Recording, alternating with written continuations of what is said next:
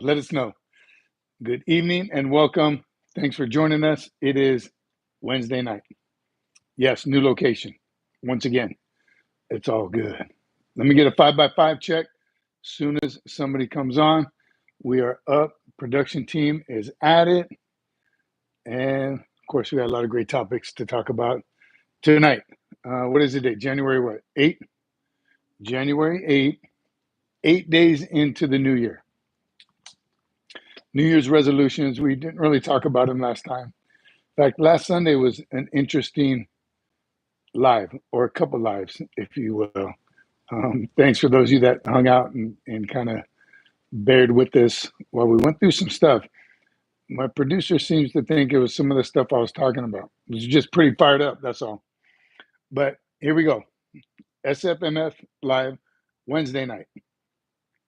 Good evening and welcome. A couple shorts I did. We'll talk about those. Those got a lot of feedback. Those are always fun with the feedback, with some of the comments. And just FYI, I don't know if y'all noticed, not too many trolls lately, even the last couple lives. You guys have been doing awesome, the moderators, in tackling those trolls. Maybe they found someone better to hack into. Knock on wood. Hopefully they don't come back. But we'll see. Again, welcome everybody. It is Sunday night. I see Doc. I see Carl. What are we drinking? Good question. You know I'm drinking some coffee. We got some good coffee. Stole some good creamer from the wife. Mint. What was it? Mint, peppermint? Peppermint mocha. Yes, I like my coffee foo-foo style. I try black every now and then. When I have to, I don't mind, but the coffee has to be good. And I'm not a big coffee, what's it called? Coffee snob. I just like coffee. I like truck stop coffee. Like Dunkin' Donuts, actually, is probably my favorite if I were to choose. But I don't need the Starbucks or the fancy. I don't need it to be real beanie, right? I just like some good truck stop coffee, some old turpentine like the Marine Corps serves. But I do like the foo-foo in it. Just no sugar. I don't put any sugar in it. But drinking coffee tonight, and yes, I don't have a hydration source, but that's because the water is in my coffee. All right, Doc, Kimi Cocoa Puffs is here. Jordan Hammond, how's my friend doing? Excited to see you tonight. Excited to see you, Jordan. Welcome. ND Soda Water. What's ND? I might be a mafia hit, man. You never know. Dave, muscle ups. Are muscle ups necessary? Well, that's a great question. And we are going to talk about pull-ups and chin-ups here in a little bit. But are they necessary? Great question. I don't know how necessary they are. I know they're difficult, and I can maybe do one. We see those guys doing tons of them. Now, granted, I'm pulling up. It said reconnect. Ask me if I wanted to reconnect. Come on, not already.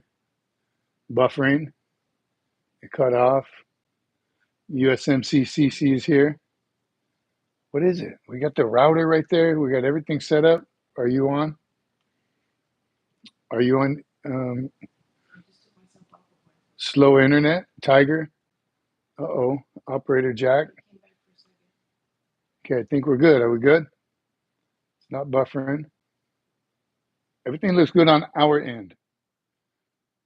Let me know. David Bryan, simplify. Shot of vodka tonight. It's 22 degrees. Western North Carolina, 22 degrees. No. And we're back. Thanks, Doc. 22 degrees. How do we feel about the cold weather? I enjoy it when you can get out of it, right? I think that's the key. I love cold weather training. I love Bridgeport. I got many months, I don't know about years up in Bridgeport, but I've done probably 8 or 9 different operations at Bridgeport. Cold weather training, mountain leaders course, summer, winter, went with the unit quite a bit, did the package, the cold weather packages, loved it because I knew it was going to end soon. Even the winter mountain leaders course was miserable. One of the hardest courses I've done, snow caves, the crevasse escapes, right? They would dump us into 100-foot crevasse, and we'd have to get us. Loved all that training. It was painful and very cold. Some frostbite happened to some of the guys, but again, I knew it was going to end soon. I knew I could get out of the cold eventually. So stay warm. 20 degrees in Erie, Pennsylvania, Woodley. That is crazy. And so stay warm. 6 here in the UK, 6 degrees. That is crazy. Hello, American. Hello, KFC. Hello from Spain. You rocks. Thank you, Anto.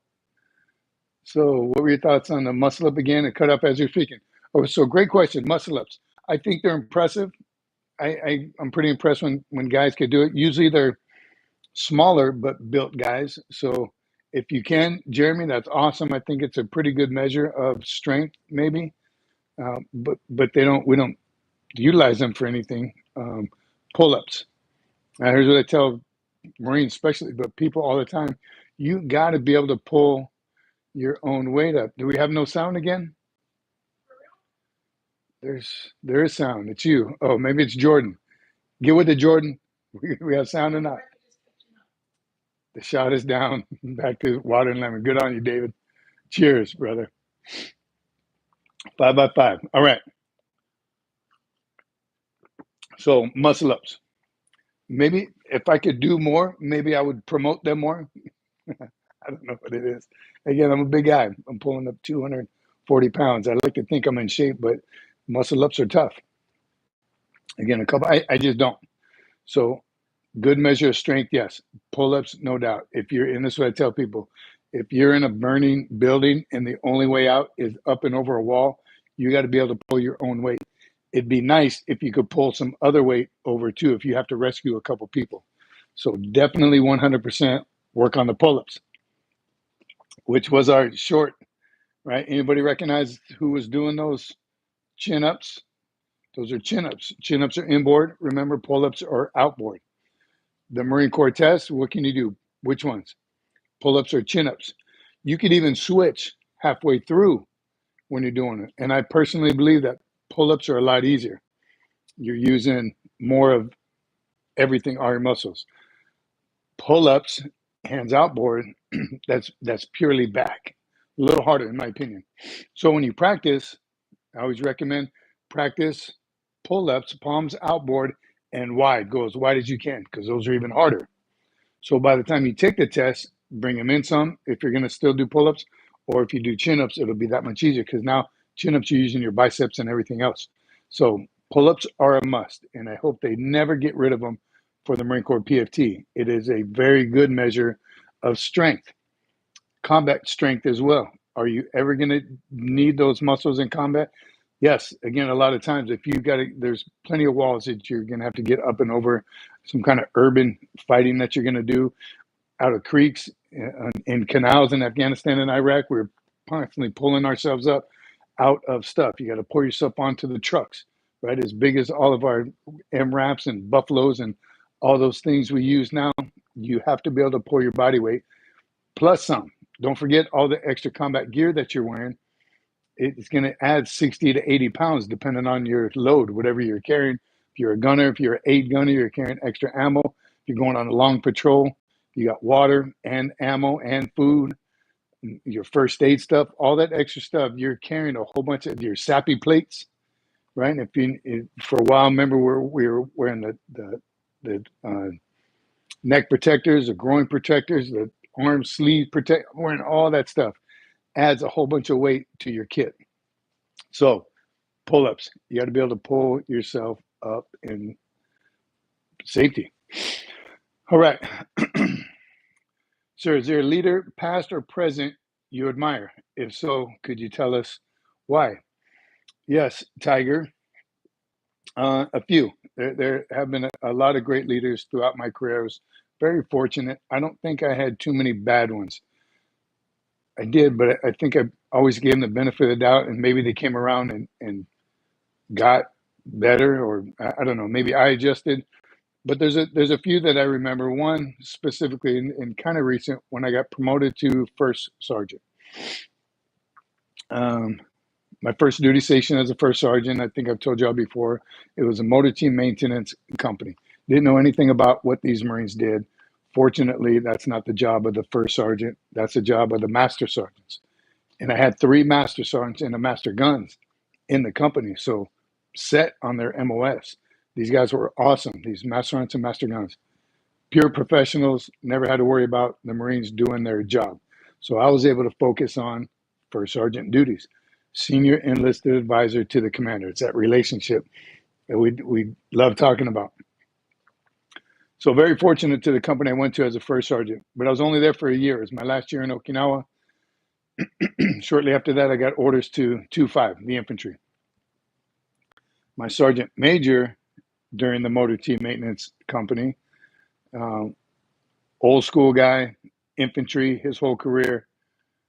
So, of course, he's the first one I go to as soon as I received my orders to 2-5, the most highly decorated combat unit in the Marine Corps. I was a little anxious, a little nervous, a little anxious about going there as a first sergeant. They were getting ready to go to Iraq. So talking to my sergeant major about it, I was like, hey, Sergeant Major, I'm going to 2-5. He obviously knew of them very well. I said, who should I contact? Do I, let them know I'm coming? Are they going to know who I am? And, what do I do? Do I show up the first day? This is a dumb question to ask them. Do I show up the first day kicking in the doors, screaming at people doing some DI stuff and throwing coffee cups across the room and rah? And he quickly reminded me, did you do any of that stuff to get to where you are now? That's all stuff you're kind of making up just to make yourself out to be somebody you're not. Is that you? I said, well, no. But I'm going into the most highly decorated infantry unit in the Marine Corps. I got to show them who I am. He's like, well, you just said that's not you. So be yourself. So from that day forward, I think my orders were like 3 or 4 months out. He just kind of coached me and mentored me on going to a new unit as a first sergeant. I would have had a year under my belt as a first sergeant. And he just kind of steered me in the right direction. Open door policy anytime I had questions about anything. Holmes was his name, Sergeant Major Holmes, great Marine. That was one later on in my career that I really looked up to. As a young Marine, and this was on our way to Desert Storm, Desert Shield, Desert Storm, and 2 staff sergeants that were both good, but in a different way. One was a prior service drill instructor. One was squared away. One starched everything he wore. His cover was, even his boonie cover, he went to the field, it was starched. He was at AJ squared away, 100%, never needed a shave, a haircut. Camis always pressed, 100% discipline. The other staff sergeant, on the other hand, was a field Marine. And he had all the other aspects of leadership that the first staff sergeant did, but just didn't apply them as much as each other. So they're 180 from each other, both awesome Marines, but different aspects of the Marine Corps. So I looked up to both of them in different ways. So it worked out very well. They both went on to be career Marines as well. One was a master guns, one was a sergeant major. Interesting. Which one was which? Can you guess which one was which? The one that the field Marine turned out to be a sergeant major. The AJ, master guns. 2 awesome Marines. Ever. Thanks. Good question, Tiger. But yes, and there's been a few, I think, throughout my career. I think we all have some people you look up to, whether you serve with them a long time or not. Maybe differs a little bit.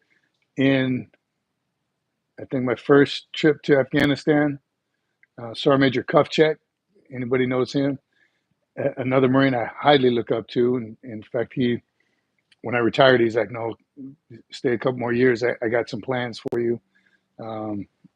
Awesome Marine, but I only worked with him a couple months, 7 months in Afghanistan, but made a huge impact on me. Sergeant Major Huupi. Sergeant Major Hu, another awesome Marine that just led from the front. He was out there on patrols. He went on patrols with us. He didn't lead from his desk. He'd come visit us, all the units at our battle sites. It was awesome. Some great Marines. Did he really? Are they on? Tell them to come on. Another good friend of ours, Alan Smith, squad leader, Afghanistan, sergeant, just got promoted to major. Yes, he sold out. He's doing awesome. Congratulations, Alan. Tell him to get on here. Sergeant Stacky, Simplify, my friend. Give him one. Hurrah. Good to see you, too. Good to see you, brother. Heavy J, Sergeant Major, when you made MTO, how nervous were you during the promotion, or did you just went full throttle, prepared to ace it? Great question, Heavy J. That promotion, I think, for all Marines, and help me out, back me up, that's the toughest promotion. That's the toughest transition from Lance Corporal to Corporal, from non-NCO to NCO. Still, to this day, toughest transition. Motivating, huge, and you think you're ready for it. And I thought I was ready for it. Like I did go full throttle, but I didn't know what I was doing. I think I've told this story before too, but one of my first tasks as a corporal, we were in the field. It was miserable. Of course, it rained the entire time. We were trying to leave late at night, packed everything up, still raining, poured down rain. The 7 tons came and got us. We loaded up as soon as the 7 tons got there, just trying to get out of the rain. And at the last minute, the platoon sergeant, I was a corporal, platoon sergeant was a sergeant. He said, hey, Corporal Cece, get some Marines off the truck and do one last police call before we get out of here. I was like, crap, man, ain't none of them going to want to get out. It's miserable out here. Doesn't look too bad. I'll just pick it up myself, right? I'll do a quick police call. And I did. And what I didn't know is that was a test from the start of it, from my platoon sergeant. Another great Marine, Rochette. He saw me doing it myself, because all I could think of is, man, I'm gonna go to the back of the truck, flip up that thing. They're all gonna be huddled in there, not wanting to move. It's gonna be more hassle than it's worth. So I just figured I'll pick it up real quick and we could roll out. So Rochette saw me doing that. He's like, hey, I told you, get some Marines off the truck and get a police call. I was like, oh, I'm good. I got it. I got it. He's like, no, you don't understand. Get some Marines off the truck. So I was like, crap. So I did. I climbed up on the back of the 7 ton. Took me a minute to lift the flap up because, again, they're all in there nice and warm. I said, hey, give me a couple of Marines off the truck to help me police call. It's pouring rain. It's late at night. We want to go home. It is the situation. I didn't say any of that to any of them, but I was like, man, please, somebody just volunteer. And, of course, what I got from the back of that truck was, F you, close the flap, get the hell out of here, you do it. All kinds of negative, just some Lance Corporal stuff. That last week, I was that Lance Corporal doing the same thing to whatever new corporal would have been doing it. So I was like, stuck. Now what do I do? So I get off the truck and I tried it again. I tried to just do it myself because I didn't have the intestinal fortitude as the backbone of the corps, as a corporal, to get these Marines off the truck. And Rochette yelled at me again, get some Marines off the truck right now. So again, jumped up there again. Come on, man, you 4 right here. Just get off. You're at the end. Just get off. They're like, no, pick him. No, not me. No, and then my buddies come up. Come on, bro, not me, not me. Now we're friends again. So as this was all playing out, Platoon Sergeant just went off and got everyone off every truck. Now 4 truckloads of Marines are off the truck, but they listened to him. They responded to him just like that. Because he'd get off the goddamn truck, every one of you right now. And we did. Everyone got off. And it was my fault.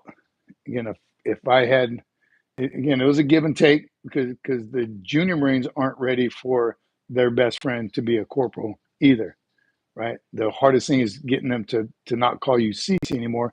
Now it's Corporal Cece. But you have to have the intestinal fortitude to correct them. Hey, Devil Dog, I know we were buddies yesterday, but now I'm Corporal Cece. It's tough. Tough transition. Great question. Thank you, though. All right, going from Lance Corporal to Corporal is hard because you have to now lead and draw the line between friends and NCO. Luckily, I got Meritorious Corporal while deployed with a different, with the different unit. That helps too. And that's why when you do pick up a rank, like when I got promoted from first sergeant to sergeant major, I wanted to stay in my unit. Right, I was with 2-5. Right, with 2-5, I was like, well, just move right up to the battalion sergeant major. I got it. They wouldn't. They wouldn't for the. I begged and I tried it because that our sergeant major was leading. It was perfect. I was getting promoted. I could have moved up to his spot. I knew the battalion. I knew the mission. Continuity, right? I tried to sell it on continuity. He's like, nope, that's a transition that you have to make somewhere else. You have to show up to a new unit. That's why they frock you. You have to show up to a new unit as a sergeant major. Not, excuse me, not you're not going from first sergeant to sergeant major because all your first sergeant buddies and all your mass sergeants might be a little hard for somebody to transition as well. So that's why they move you when you get big promotions, and that's the reason for frocking once again. And those of you that don't know, frocking is when you wear the rank, you go through a promotion ceremony, you wear the rank, you just may not be getting paid for it yet. So normally happens to first sergeant, sergeant major, master gun, usually E8s and E9s.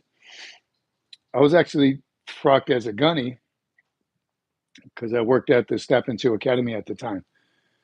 And they wanted to move me up to the career course as a gunny. I was selected, but my number was very high. It was going to be months before I got promoted, actually promoted. So they frocked me to gunny to be an instructor at the academy. And that was so I could start the career course as a gunny, not as a staff sergeant, a gunny select training Marines that are already gunnies. Transitions. So as much as everyone wants to get promoted, you got to be ready for it. That's why they say always train 2 ranks ahead of what you are currently. So it's good. Good stuff. Good questions.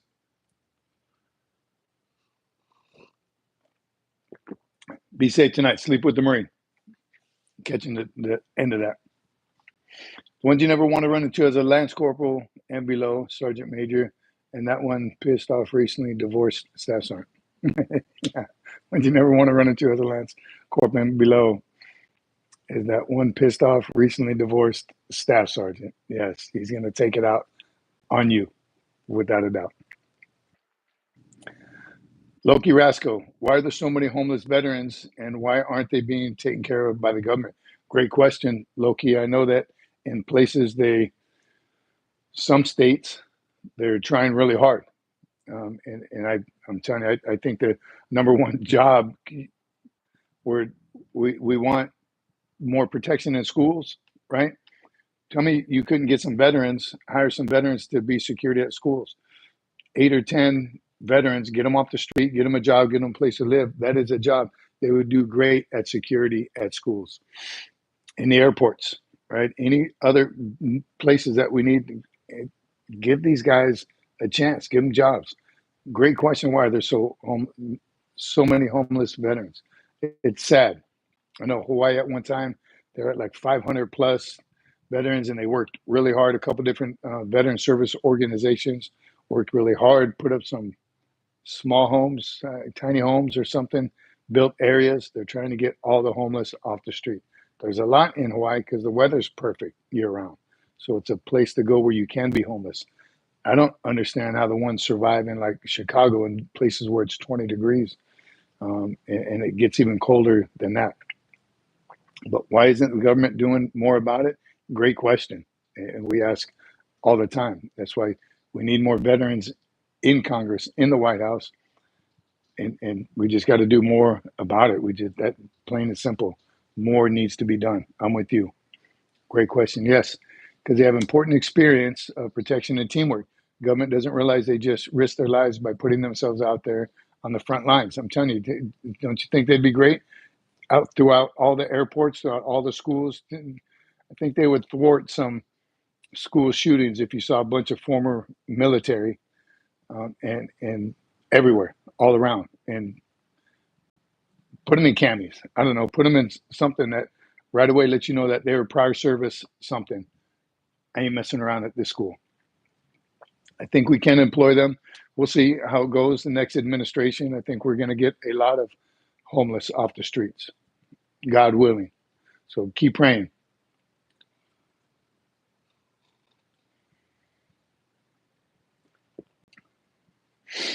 All right, so we talked about that pull up in that PT short. That was pretty good. That was, where's she at? She's still on here? Annie Benani, that was her busting out 10 and a half chin ups, right? Her goal right now is to get to 12. So if you can't do 12 and you're a teenage male or female, you better be doing 10 pull ups. That's where she's at right now. Stacking says, I'm here in Chicago and I agree. It gets dangerously cold with the wind chill. I was just talking with my wife about this. Our government has failed our vets, yet sending billions to other countries. Again, why is that? How, and again, all the illegals in where they kicked not only civilians out of hotels and apartment complexes, but veterans, right? Displacing veterans with illegal migrants. Unreal. It's got to stop. All right. TTV, ask a question. If it's a legitimate question, absolutely. That's what we do here. It sucks to see them out of the highway with cardboard saying homeless vet. Anything helps. I'm with you, Loki. Again, it's I want to do more as well. We got to.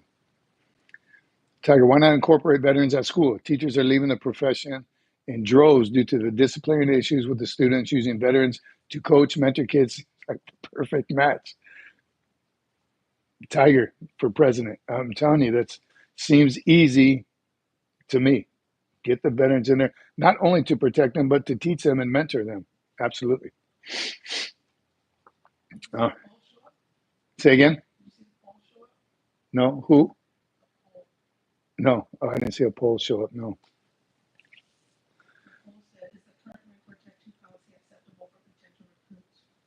Is the current tattoo policy acceptable? Right there. Kimi Copa. What's the current Marine Corps tattoo policy? I voted, but I forgot what it is. Oh, I didn't see the poll. She must have saw it. That's saying that. Ah. So the poll was yes or no to allow face tattoos. Konnichiwa, 1986. Thank you for my feedback on the question. I thank you for your service. Appreciate all you're doing. Thank you, Loki. Appreciate you. Thanks for being here. Like and subscribe if you haven't. Everybody, double tap right now, please. Like it, subscribe, tell your friends. Being E3, I had no problem telling E4 and E5s what to do. They were birds. I was just transferred from correctional custody platoon. That's pretty tough too, David Bryant. When what he's talking about is when you do have NCOs that don't know what they're doing. And you're a Lance Corporal. Where's Lay Cookie? He was great at telling all ranks when they were screwed up. Some don't like that very much, but it is necessary at times. And yes, Marines, there are Marines that get promoted too early when they're not ready for the wrong reasons. That it happens. I'm quite certain it happens in all the services. So what can you do, even as a Lance Corporal? Yeah, we'd like to use this thing called tact when you can. It's when you can. But there are times, yeah, there's like there are times that you got to call it like it is, right? Mission success, mission accomplishment is number one. So there's times where tact is going to have to wait a few minutes while you tell somebody how screwed up they are. All right. Liza says, not for potential recruits after they become Marine after a while. Talking about the tattoos. So we'll get into the tattoo short. Yeah, that was great graphics on that tattoo short. Tell me you didn't like those. That was all the producer. Those are great. So the best way, Doc Holiday. Shoot, pulling through again. Love you, brother. Thank you. Awesome. Get some SFMF family. And we are a SFMF family, all of us. Thank you, Doc. Appreciate you. The Kimi Cocoa Puffs. So the tattoos. David, let's hit that in a minute. I like that one too. Doc is the GOAT. Sergeant Cece. Thank you, Doc. So tattoos, again, personally, I got nothing against any of that. The tattoos, I tell you, my drone instructor had sleeves. I was scared that it make him look meaner and tougher. Initially, sure.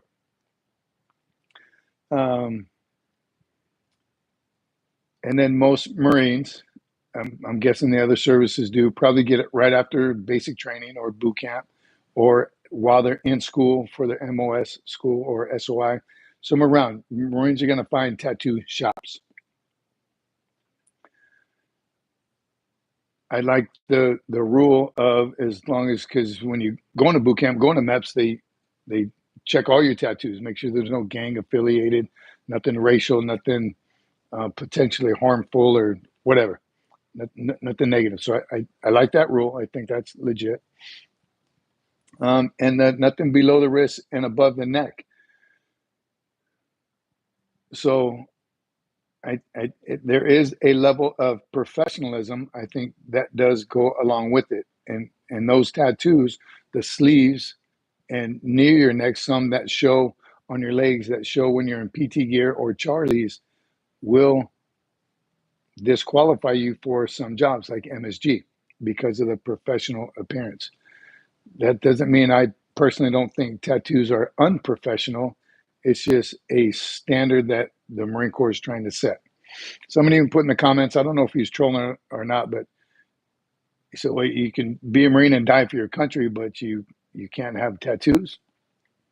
So I don't think that the tattoos define the individual, but it could set a wrong precedence in a foreign country, right? So there is a level of, and even saying professionalism may not even be the right word.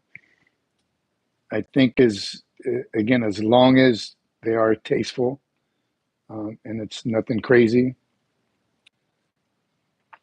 Reconnect. Let me know when we're back 5x5.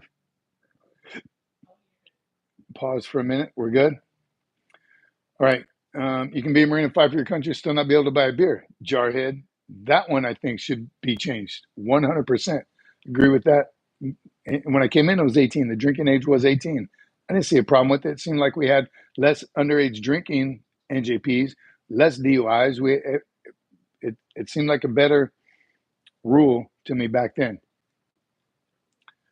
Since they changed it, then you have a whole bunch of Marines getting in trouble for underage drinking. Again, you're old enough to fight and die for your country, but you can't drink a beer. I'm with you on that, Jarhead. John Gorson says, my DI Sergeant Kersey had a Disney tattoo of Goofy in his leg, and it was noticed by everyone. That's pretty weird. Again, in PT gear is when you saw it. Oh, we're good to go. We're good to go. Stand by 5x5. Thanks, fam. Thanks. So again, the tattoos, again, the face and the teardrops and the head tattoos, and you see some pretty crazy stuff. People like Jelly Roll and those guys. Does it look good? Is it a professional appearance? Right? Do you see newscasters or sports announcers with face tattoos? Again, sleeves are sleeves. You can always cover them up. There you go, stacking. Some of these rules and regulations set us apart from the other services. I personally take pride in that. URAH, 100%. You know the rules prior to going in. So why do you come in and try to change rules? Now I want to have a beard. Now I want to wear a turban. Now I want to get a face tattoo. No, that's what sets us apart. You know the rules prior to going in. Find a service that will allow some of those things that you want to do. Period. Sergeant Stacking, URAH. Michael's Drones, RCs, and knives. Good to see you, brother. Good evening to you. Production team says hello. That's it. Good to see you. So know the rules before you go, and then abide by them. How hard is it? Where's Big O? Big O has it. Brian Olea's Sergeant Major Coin says, you know what's right, do what's right, and you'll never go wrong. That's it. Jared, I vote for whatever makes some of these baby face Marines look scary. If that means beard and a face tattoo, then so be it. There are some, and I don't know. I think it happens when you get older. The Marines are looking younger and younger. I look at some first sergeants and sergeants major, like, oh my God, he's still a kid. How can he be a sergeant major? Maybe it just happens when you get older. I don't know. Tiger, one final question. Should the military offer some prisoners a chance to serve in the armed forces? I didn't see the rest of it, Tiger, but I'm frozen again on the screen over there. I've said that for years. Bring them to combat. Bring them to combat, and when we have to kick in doors and test mines, I thought about it a lot when I was in Desert Storm, and we were probing for mines. How dangerous that was, and the chance of losing a Marine. Boom, boom, boom, Marines all around him. Someone on death row, right?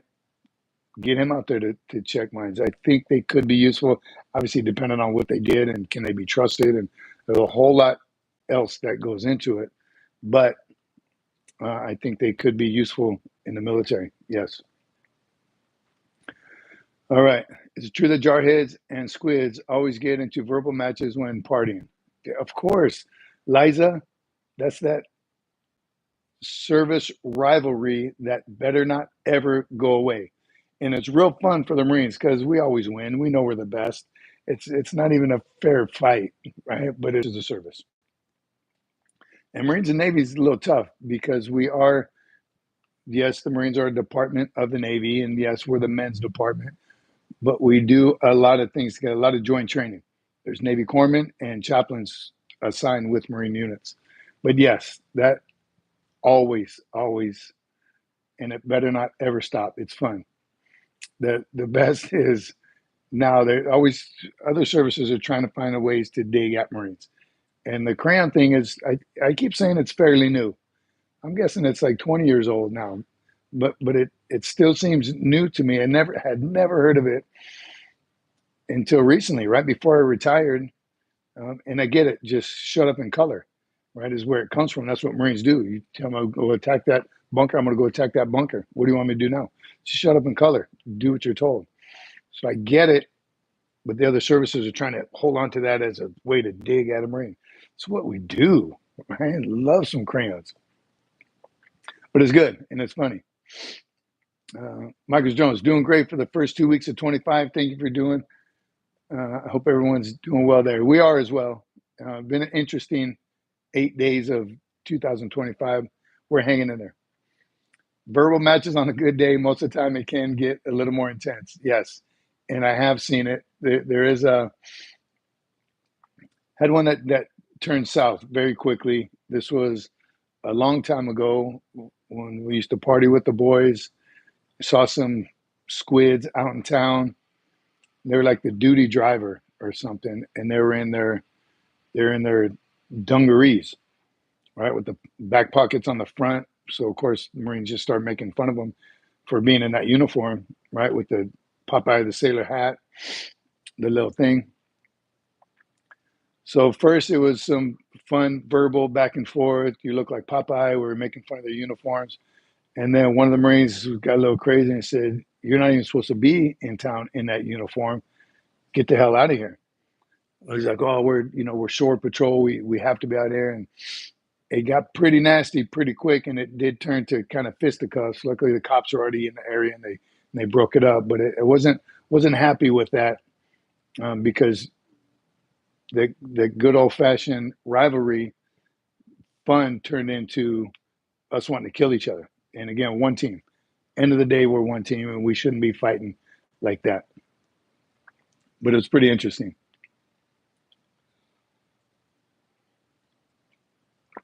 All right. When I was in boot camp San Diego, we used to run by the Navy boot camp, and the drone instructors used to make us halt, go attack the fence like we were crazy. I love those stories. It was closed down, North Island. What was it called? The training center? The Naval Training Center next to MCRD San Diego. What was it?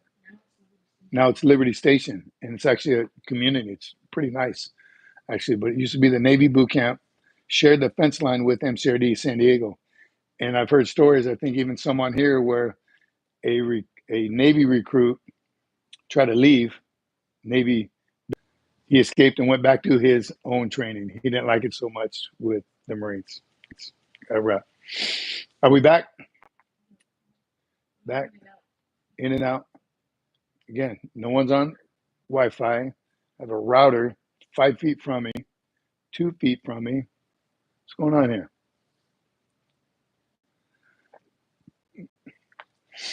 All right, back. Same team, and it does get pretty nasty at times. But again, I joined the Marines so I could talk trash the rest of my life. That was a meme somebody sent me. So it's good. It's all good. It's fun. It definitely is fun. All right, tattoos, pull-ups, PT. I'm about the thrashing short. I did. I think it was. Oh, I posted it today. Was that today? Crap, it was today. So my thought process was, I like to work out in the morning. I like to get my gym time in the morning. Kind of, it's a great way to start the day, if you ask me. And if I don't get it in the morning, there's a chance that the day takes over. Then maybe I'll get it at lunch. Then something happens at lunch, and then you can't do it. And by the end of the day, you don't really feel like it, or there's just too much going on. So that's been my mindset. In boot camp, I hated the mornings, and I don't think I wasn't a teenager that slept in all day like my teenagers could and do. I don't think I ever. I think I've always been kind of up in the morning, and I am a morning person. You can ask the producer; she loves it. I'm a morning person, and since being a Marine for so long, again, 3:30, 4, 5 a.m. That's normal to me. And if anything later than 5, I miss the whole day. Is how I feel. I don't like it. It makes me anxious. Randall Knapp, Semper Fi, brother. Thank you very much. Love your profile pic too, by the way.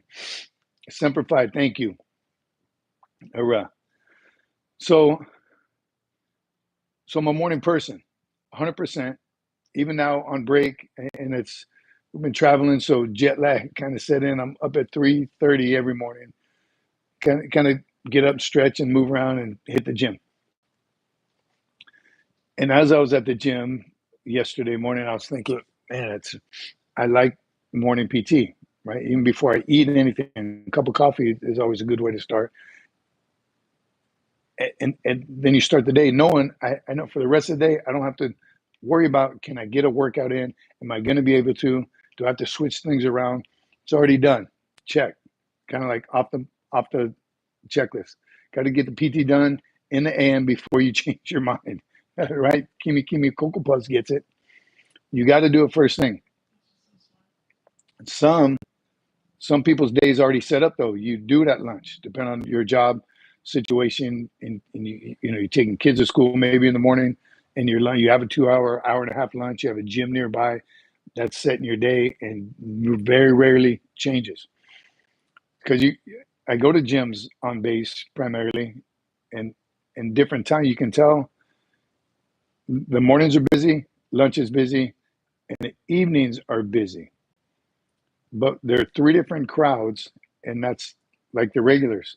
Here I've been going in the morning. I've seen the same people the past 3 days. That's their routine. I'm sure at lunch, same thing. The ones who already plan it that way. So long story short, that got me thinking about boot camp. When's the best time to PT or get IT'd in boot camp? Now, I wasn't a morning person, and I think I'm no different than I don't think anyone liked the mornings in boot camp. Drill instructors didn't help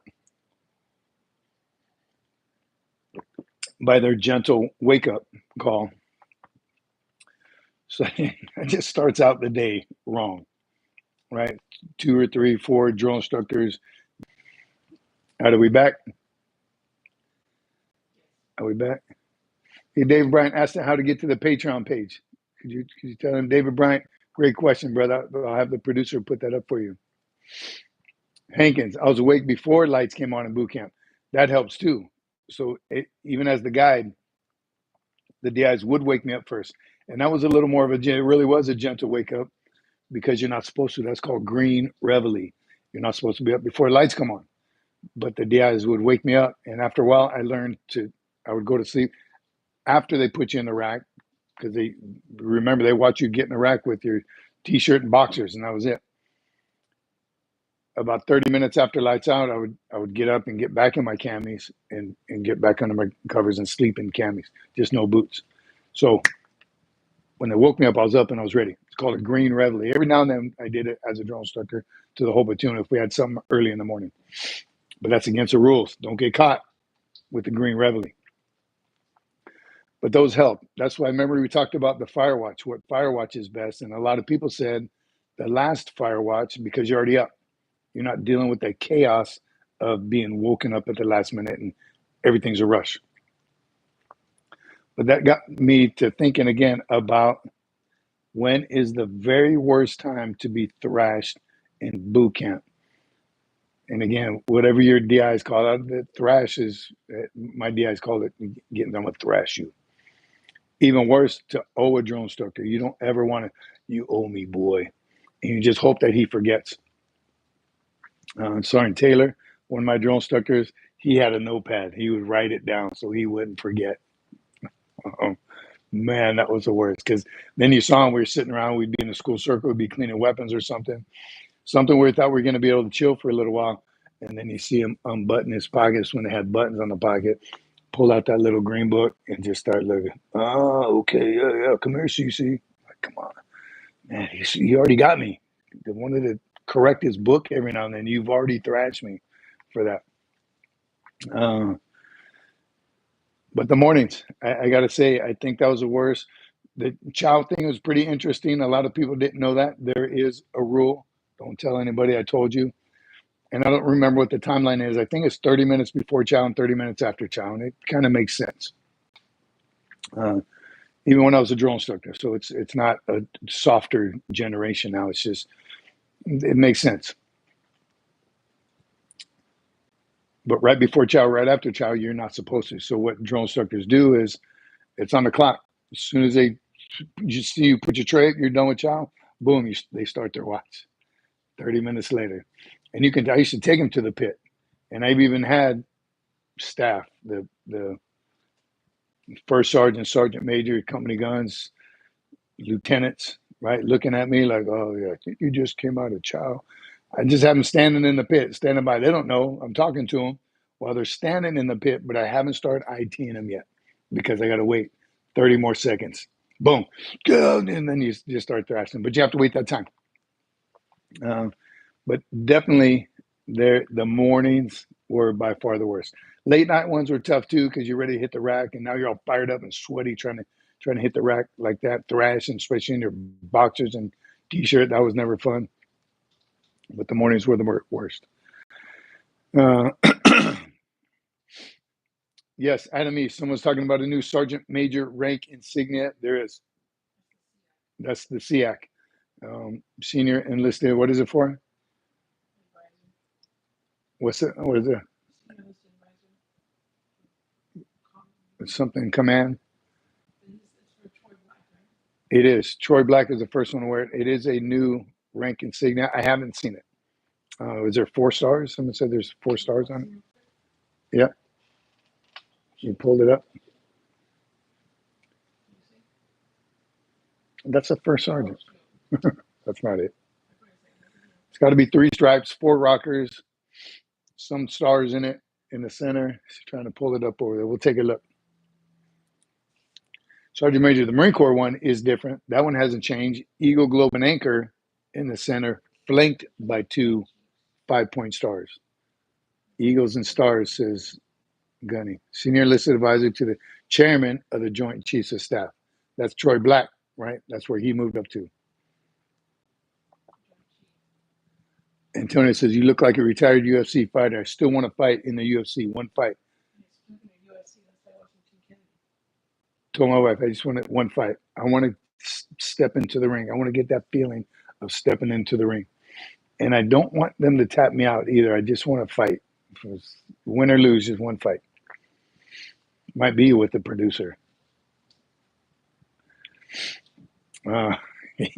Easy, killer. Come on, pull it up. So speaking of UFC, Anybody ever heard of I think he was ranked 4th or 5th UFC fighter champion? Tim Kennedy, Green Beret, United States Army. Who up? Tim Kennedy is one that we talked about a couple of lives ago, the stolen valor. And looking at his record, and I'll take on Chuck Liddell. Doc, I don't know. I might need some help. Looking at this guy, Tim Kennedy, Green Beret, UFC fighter, just a bad A all around. He's a tough guy. Combat operations, UFC fighter, Green Beret, and I'm sure all kinds of specialties, Ranger Tab, and all that high speed special operating forces, top secret TSSCI clearance guy that did some amazing things. I'm guessing in combat. You look at his record and you read all of his bios that he wrote. He has a website and he even wrote a book. You're like, man, this dude is your regular war hero, the Green Beret that all kids want to be. I want to be a Green Beret when I grow up because of people like him. Funny, look at Jared knows, come to find out, a lot of his stuff was BS. Just embellished. So he was all those things. A UFC fighter, he's a badass, he's tough, he's a Green Beret. But when he started telling his combat stories, he started embellishing. Like the biggest one is the Bronze Star with the V device for intense combat operations, sustained combat fighting, something. Get a Bronze Star. Bronze Star we talked about before here. Bronze Star is a combat award for doing well in combat. But you don't, if it's above and beyond just doing well in a combat situation and it's intense fighting, that's when they add the V for Valor. It's a V device for Valor, for combat operations. That's what makes it a Combat Valor Award. So Tim Kennedy has said every combat operation he went on, he received a Valor Award, which, come to find out, he didn't have any. He had a Bronze Star, but it just didn't have the V device. And those of you, if you know, that's a big deal. It's huge to get that V device on a Navy Achievement Medal, a Navy Commendation Medal, and a Bronze Star. Anything above that is a Silver Star, a Navy Cross, a Medal of Honor. So a Bronze Star with a V is a very high combat award. And that's what Tim Kennedy said, that he received one of those every combat operation that he had been on. Told stories of packing his backpack with I've heard 20, 30, 40, and 50 hand grenades inside of a backpack, and just reconnect. Oh, we reconnected. Buffering bad. Buffering again. Buffering. Check 1, 2. Check mic. We're back. David Bryant, the Army gives you a medal for going to the head. Just about. You get a ribbon in the Army for throwing a hand grenade in boot camp. Again, what I was saying is the typical loadout for hand grenades is probably 4. I'm guessing is the mag. 2, I think, is typical. 4 if you're getting ready to go on some stuff. But a backpack full of 20, even 20 is way too many. It's heavy, first of all. Menachem, you're UA, brother. Yep, burpees. You owe some burpees. Maybe Kennedy should have been baseball player instead. Have you been working out? You buffer him. Good one, John. Double tap or hit the like button. Yes, thanks, Kimi Cocoa Puffs. So Tim Kennedy, again, his stories, I think, became a little more than just embellished. Carl Green, 3 frag and a smoke. I think that's a typical loadout, right? I don't remember ever carrying more than 4. Never. So again, his stories were that he had a backpack full. He told a story one time of a Humvee. His Humvee got blown up so bad, it completely did a 180 flip and landed on top of another Humvee. And they still like drove away, which we all know Humvees have turret gunners. So I don't know how that could have landed on top of a Humvee. And just the stories were incredible, like a movie, like you would see in Hollywood. Some cinematic genius could think of the stuff that he was saying. He should write a movie storyline. Um, one of the other stories. Oh, and even though he got blown up, and he got blown up a few times, he never received a Purple Heart. Which in his reasoning was, well, he never really had a chain of command because he's on some high speed operations. One guy that could testify to all of his stories, that guy died, so he can't testify to any of his stories.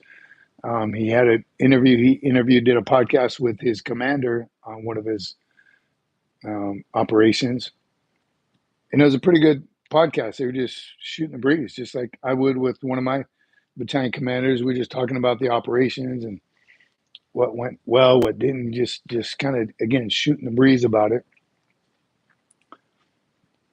But later, that commander was asked by the No Hero podcast. What is it?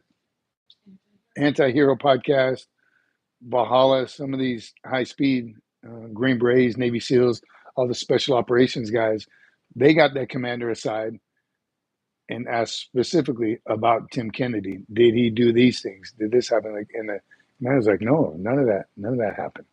So, and then later Tim Kennedy came out, and his reasoning for the numerous times the story was embellished. Reconnect. Are we back? Buffering. All right.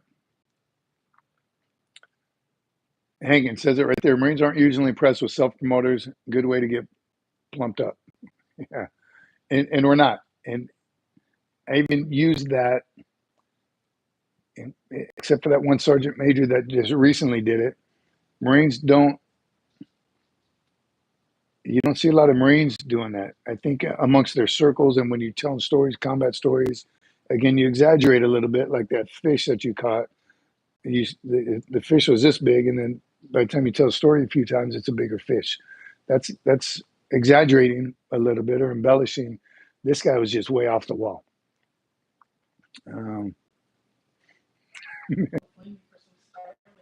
Yes. Starlink. Yes. Starlink. We need to get the Starlink. Um, Doc is asking, what medal or ribbon are you most proud of?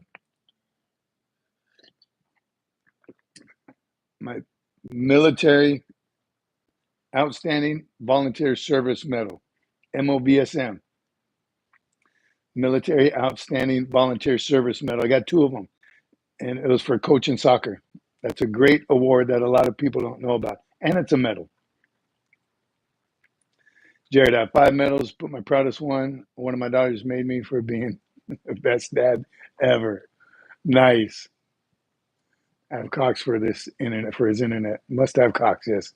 We have Cox cable. Commarine up. I'm telling you, we need a Commarine here. How does one sharpen the knife hand? The more you use it, the sharper it gets. I don't know. Is it true? So again, back to Tim Kennedy and the stolen valor. Again, it's just unnecessary. All right, be proud of what you got. The recruiting ribbon, right? Hot rod, good on you. I don't have one of those. DI ribbon, right? Very proud of that one. I know an Air Force chaplain who has an Army Commendation Medal. How did a chaplain get that? Say again? Yeah, no, well, Kimi wrote it. I told you Sunday to get Space Force on the internet problem. Right? We need it. Best looking ribbon is the MSG ribbon. There you go, Adam East. Guns, I don't have one of those either. I am glad that they did get, when they added the recruiting ribbon, the DI ribbon, the MSG ribbon, and there's a SOI ribbon too, right? I think those are all legit. I'm glad they added those to connect, reconnect. All right, we're back. Randall Knapp says chaplains have earned the Medal of Honor. So, excuse me, I think, again, back in the day, you never know. And it's, I think every Marine, every service member has the potential of earning the Medal of Honor or very high combat awards. And it's however you think about it, you got to be in the right place at the right time or the wrong place at the right time to be able to act and do the things that you've been trained to do. So these Medal of Honor guys, how about the ones that jump on a hand grenade? Some live, some don't. Who's the one that did live? Scars. Who's the Scars guy? Jumped on a hand grenade, saved his friends. He lived. That's right place, right time, right place, wrong time. However you want to look at it, he was there to be able to do those things. So I think a chaplain earning the Medal of Honor. Has anyone heard of the story of the 4 chaplains? Just a joke, Menachem. So again, Gunny Rod's been on the show before. Navy Cross. He made that. He put himself at the right place at the right time to do the things that he did to earn that well-deserved award. So it's again, I think every Marine has the potential of earning the very highest awards if that situation arises. Hurrah. Sergeant Major wife is new to the channel. I missed the rest of it. I didn't read it fast enough. Sergeant Major Kellogg jumped on a grenade. Sergeant Major Kellogg was a beast. Let's hear it, Menachem. MSG duty, 3 years trying to keep kids out of jails overseas. Well deserved. Only had one get arrested. That's got to be a tough job for a det commander, is keeping your Marines out of trouble in those foreign countries. Good on you, Guns. Nice work.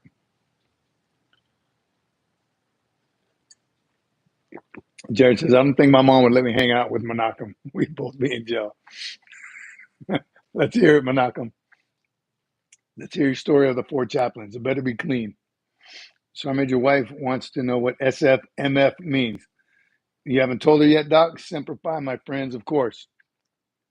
And there's a lot of SFMF-ers out here right now. We ask a Marine, something else might come out. Semper Fi, my family. Semper Fi, mother, father. She doesn't believe me. It's a term of endearment. Tell her that. Semper Fi, yes. Dave Bryan saved a Marine that was hanging himself. No way. They get squat. Wow, that's interesting, David. I wrote my company commander up for saving a Marine from drowning for a Navy Marine Corps medal.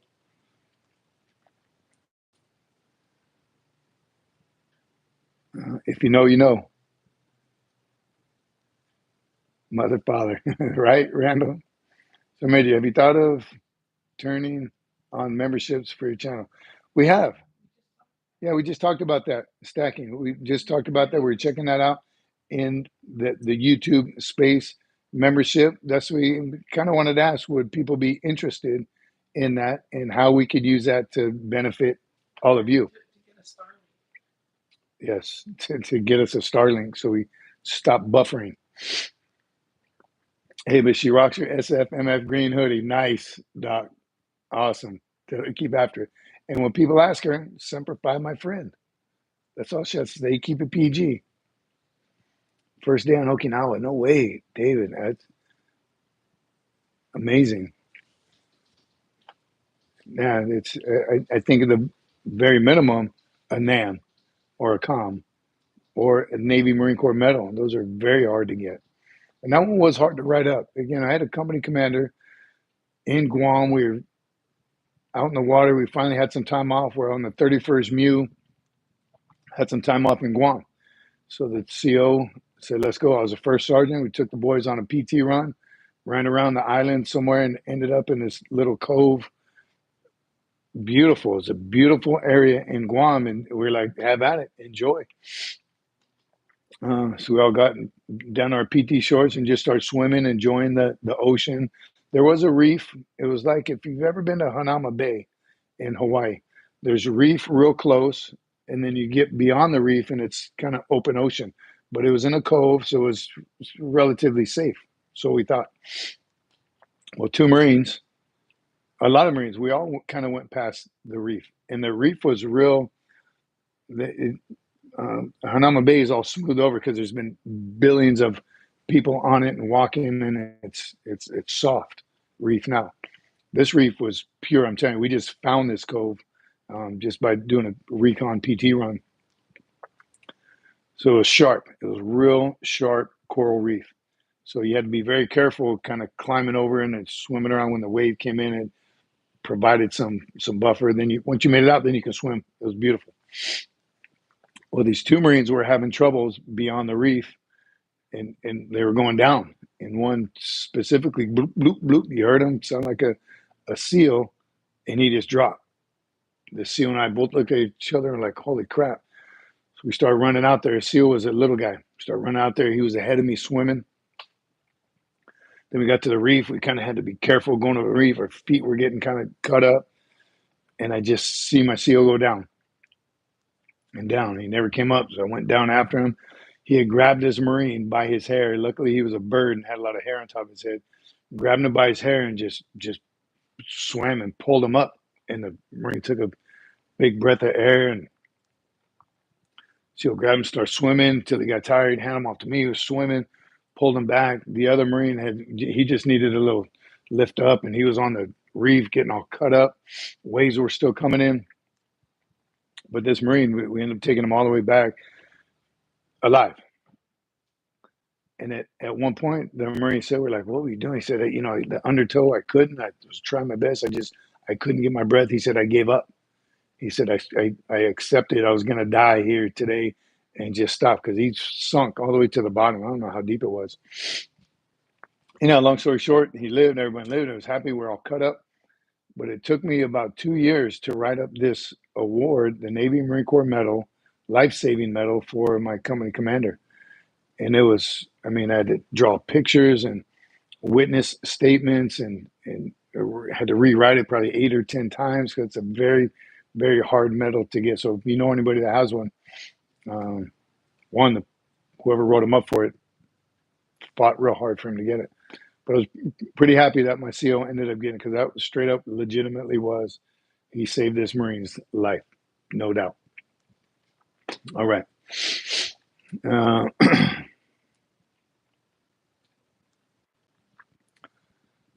Saw Navy SEAL and boot camps on TV. Heard about it. Was that Kahuku training area? Is that a different story? You're talking about Kahuku training area? Ours was in Guam when that happened.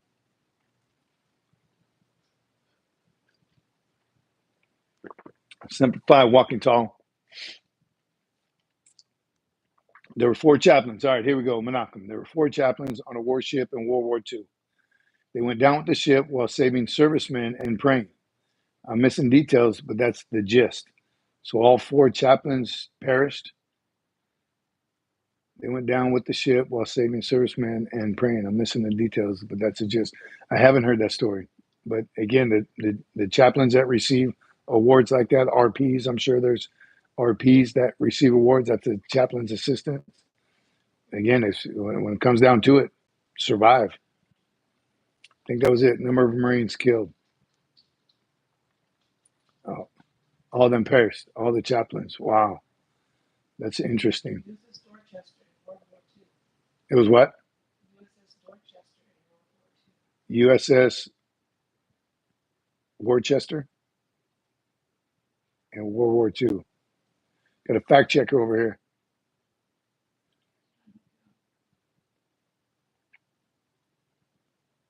Yeah, it's interesting.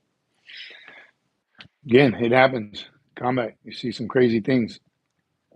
That was a crazy um, stat in Vietnam. A lot of, I don't know if it was just Marines or service members, but there's like the number was very high, like 60% of the dead service members, the ones that died, never even fired a round. They were found in fighting holes, or the Army calls them foxholes. They're found in fighting holes, killed in action. But they checked their weapons; they didn't even fire back. So one of two things happened: they were just hiding, cowering. They weren't fighting back, or they were caught off guard. Either way, both are extremely wrong. If you ask me, why weren't they fighting back? Well, or why did they get snuck up on so often? 60%. It was a crazy number. I remember hearing. It just makes you wonder how in the world does that happen? Best job in the Marine Corps? Combat engineer, says Doc. Sounds like a certain lone survivor, Menachem. So that whole lone survivor story is being disputed as well. Marcus Luttrell and the lone survivor. Did that happen the way it was portrayed in the movie? Is the big question. And the answers are all leading to no. That was more of he got compromised, he messed up, the team messed up. That was a way to cover up for, were those, what were they, Green Berets or Rangers? Oh, Navy SEALs. Oh yeah, they were Navy SEALs. That was a cover up for them screwing up that bad that three of the team members were killed. He was captured. He didn't go out the way that the movie portrayed. Again, that's another stolen valor type stories that's being uncovered. Randall Knapp, I'm 56 years old now. When I think about how much time and money I wasted as a young Marine, if I could go back and redo things, I would have retired as a chief warrant officer. So, Randall, you hit on some great points. 56, still young. That's still very young. Yeah, ask Jared. He's old, but 56, you're still young. Randall, I feel the same. I don't know if I would have sold out and became a warrant officer just for the money. I had a couple opportunities, and people had asked throughout my career, and I consciously decided against it. However, I would have saved more money. Did a short on it. We talk about it here frequently. Save the money every promotion. The bonus you get from E4 to E5, whatever it is, $180. Bank that every time you get promoted. Bank that for as long as you can. Right after a while, and especially if you get married and have a family, you're going to need a little more income. I get it, but I would have started saving a whole lot earlier on and just kept it going. Right, because whenever I reached that age, Randall, if you start saving as a young Marine, you'll have a big jackpot at the end. So that's one thing I never listen to people when they tell you start saving now, start saving now, start saving now. And it's as simple as that. Just leave it in the bank and invest, learn how to do it, invest. And, there's ways to make money as a service member. And then those of you that retire, retirement is great. So add that savings onto your retirement, you'll be set. All right. Ramirez, so I know you spoke about being a 2-5. We crossed paths in a local store in Texas. Do you know if you want me to say the city? Yeah, absolutely. Ramirez. San Antonio. Yeah. I wish I didn't hear that story about Marcus. I'm telling you, Susan, I'm not a conspiracy theorist. And I'm just telling you what I heard. We don't watch the news. We watch some podcasts. And that's where usually you get the most accurate information. And I didn't like hearing that either. But apparently that didn't happen at all the way it's portrayed in the movie. And that's two things: to make money off a movie and to save face for the Navy SEALs that made mistakes. As a Navy veteran, would pick any other branch, very poor quality of everything. You would have picked a different branch as a Navy veteran, David? I'm guessing Marines. SFMF. That doesn't mean he lied about anything. I believe that as well. Somebody did, though. Marcus Luttrell or Tim Kennedy? Who are you talking about? Yeah. When did the SFMF King? Man, I missed it. Got to have it. Oh, the playing card. Oh, yes. It's on there, right? Is it on the? It's on the my Shopify. SFMFmerch.myshopify.com. That's the newest sticker, the King. That's on her phone. Marcus story, true is true and documented. I hope so. Rangers saying he never fired around. Their words, not mine. Mistakes were made, and he admitted it. All right. Pendragon, what's up, brother? Good to see you. Here's the King, the newest edition from the producer.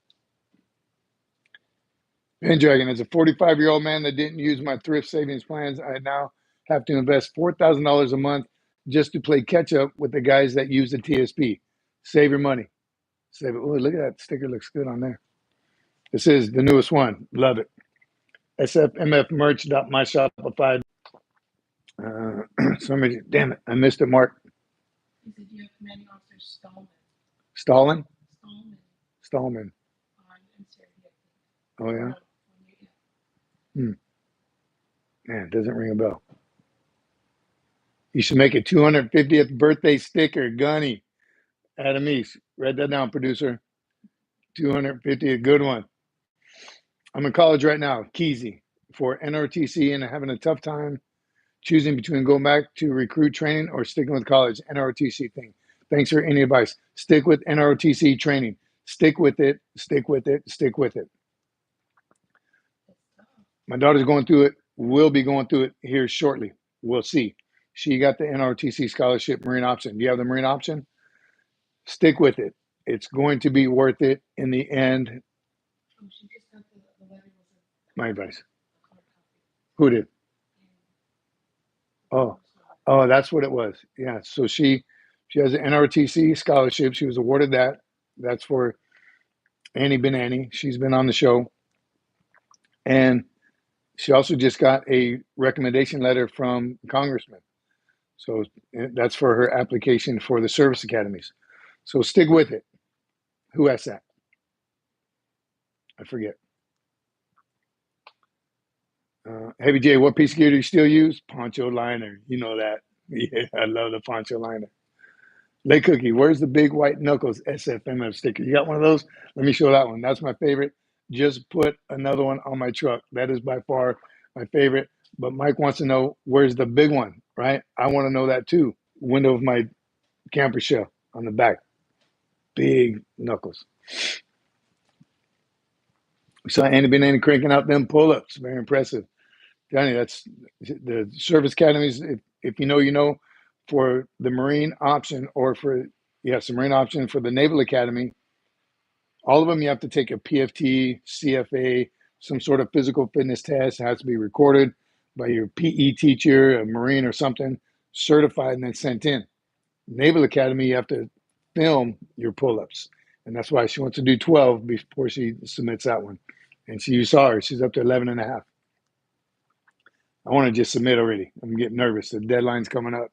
Just submit with 11. I think 11 is good. Right there. Since Annie and Kimi have nicknames or monikers, does Miss Sarmager have one? She does, but I can't say it on this channel. Okay? I still use my wrap boots. Love the wrap boots. Stacking. Love them. Best boot ever, in my opinion. Those are the very best. We got those issued in one deployment last minute. Everyone's like, oh, this is BS. We don't have time to break them in. What are we going to do? That's all we had. Those boots don't even need to be broken in. They were still, to this day, I believe, the best boot we've been issued, the wrap boot. Rugged all-terrain is what RAT stands for. Menachem, that's why I'm joining the Army. Can't do pull-ups for my life. You better get up on that pull-up bar, Menachem. If you're interested in the new coin, check that out. I will. I'm a coin guy. Might just be Mrs. SFMF. That might be it. Her name is Boss. Lake Cookie nailed it. How'd you know? Boss. The other stuff I call her, I don't say it to her face. Adam East, I would go enlisted, then apply for MECEP and make the Marine Corps pay for your degree. That's another great way to go. And that way you'll know. That's a better, because once you go officer, you cannot go back enlisted. You can go enlisted and then transition over to the dark side, become an officer. Facts. So it's a decision you're going to have to make. But if you're on a scholarship and it is tough, it's tough for a reason. So again, I would stick with it. But it's something you got to live with the rest of your career. You can go from enlisted to an officer later on. MECEP, there's a couple different ways. So that's definitely an option. And people say the best officers are ones that were prior enlisted. Not always true. Not always true. You would think, and it makes sense, a lot of great officers, and here's the best compliment I think you can give an officer is to ask them, hey, were you prior enlisted? And if they say no, well, good on you for knowing the enlisted. And then there's some that you say, you were prior enlisted? So it all depends. You're a good Marine, you're a good Marine, officer or enlisted, right? All right. Carl Green, on it. Veteran businesses, veteran-owned businesses. Lay cookies in there. ANCmetalworks.com. Where is it? Is it coming soon? Lay cookie? Getting a little taste of what goes down. So, Major, what is deuce gear? Heard of it on the podcast in reference to LBE gear. Deuce gear, great question, Heavy J. And that's going to show my age. And people like Jared will know. Deuce gear is what we used to call our kit. That was the old H harness, right, with those clips that always bent and you had to tape them down, or they were a mess. That's how you put your ammo pouches on individually with that Alice clip, I think they were called. Metal, they rusted, they bent. Horrible, terrible gear with the war belt, with the little holes in it, stuff you see in like old Vietnam, and it was all Vietnam gear. But that's what we called your regular kit. The flak vest was just a vest you put on like a vest and like a jacket. Canteen cups, e-tool. You put everything on. You had a drop pouch, right? It was a little different, but that was your gear. Say again. Oh, David Bryant, remember it well. I'm not sure what Susan's talking about. Stacking a few years after the Corps, I go into precious metals and then eventually into making own silver coins, even turn some challenge coins from service info silver or service into silver. That's why we got to talk stacking. I'm a coin guy. Got about over 300 coins throughout my career. Love them. So I am interested. We need to talk. I joined the Marine Corps and earned my nickname, Sergeant Cece. Get some. Sergeant Cece. You're not hiding now. Uh-oh. Let's go. Jared. Watch out. Jared's old. You got to be nice to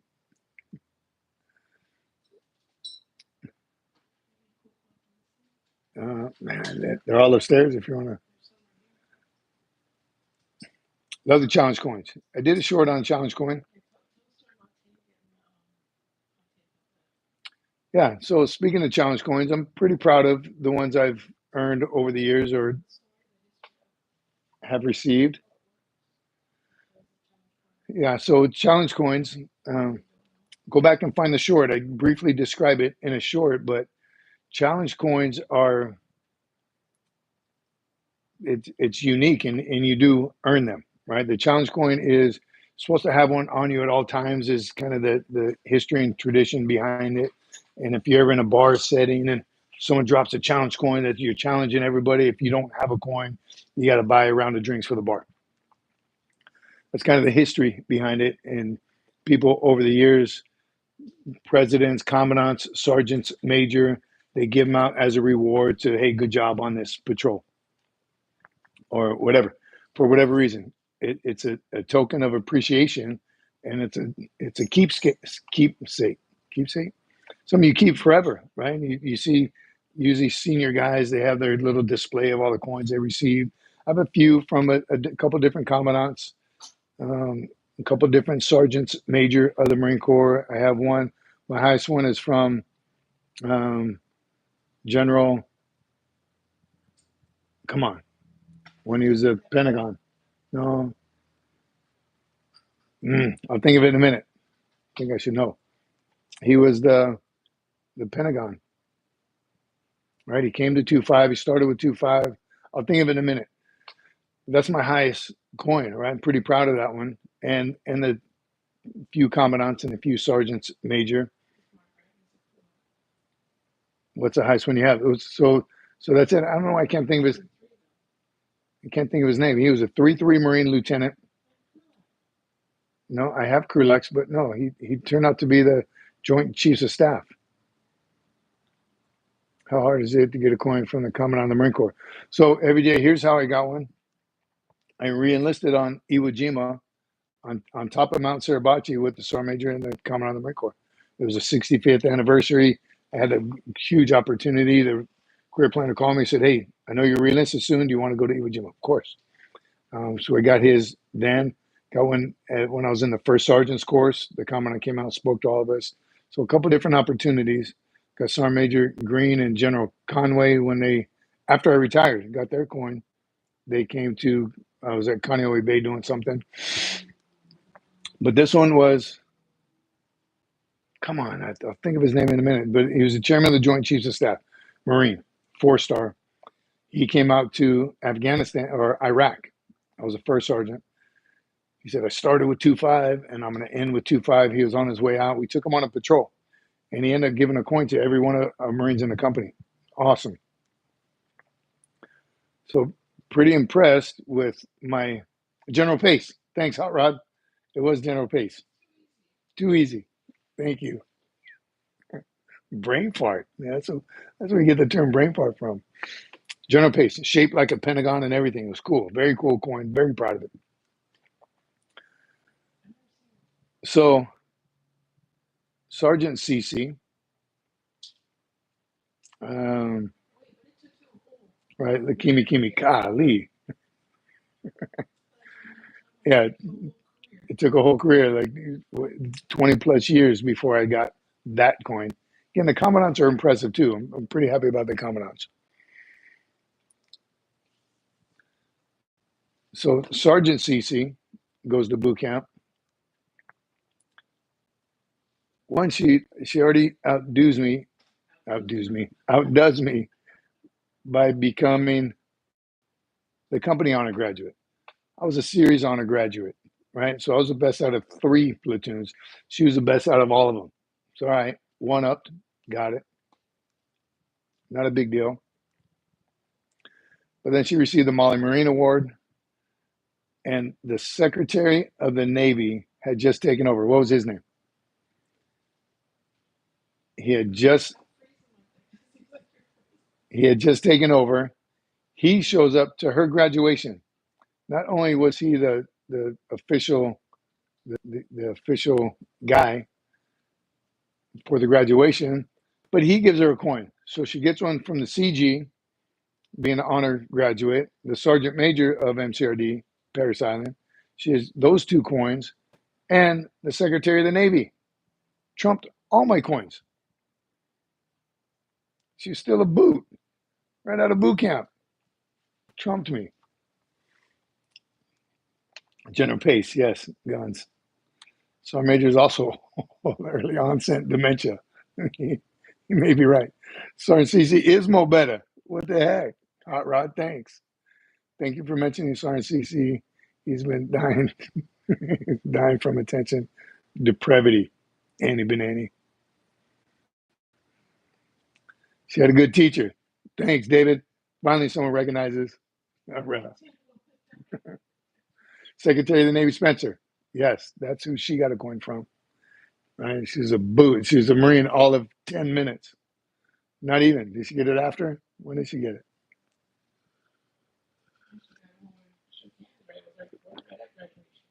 During graduation. Oh, yeah. Still on the parade deck.